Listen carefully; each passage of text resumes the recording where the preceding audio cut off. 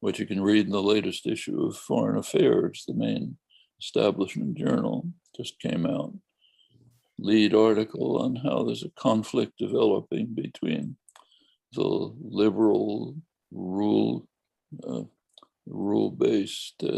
United States pressing for democracy, human rights, and so on, and then conflict with the autocratic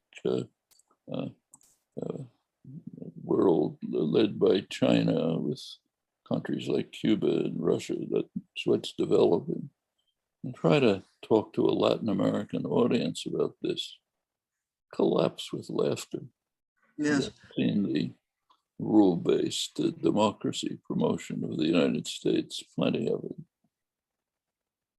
Yeah, and it's interesting because I grew up in Russia, and we left Russia back in the 90s. There were very good reasons for doing so, but then when I look at how people, not so much in Europe, but predominantly in the US, are taught.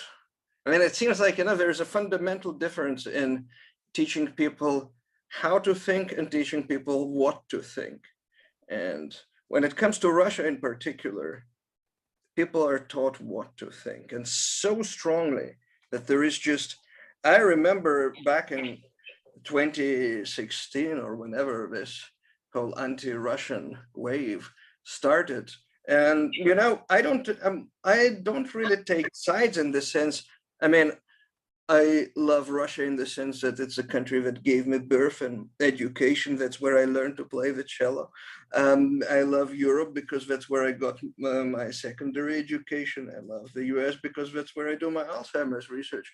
But I'm interested in understanding, what's actually true. And that seems to be hard. And I'm not glorifying Russia. They surely have their own ways of saying similar things with the opposite sign about other countries. But it's just scary to me to see how little people are willing to just pay attention and think for themselves. I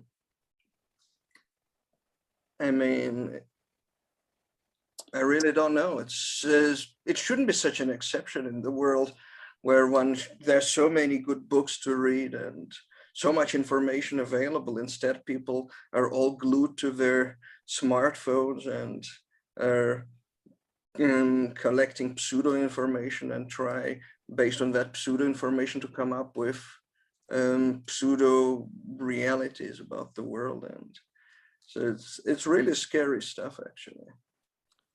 It is, but the good part is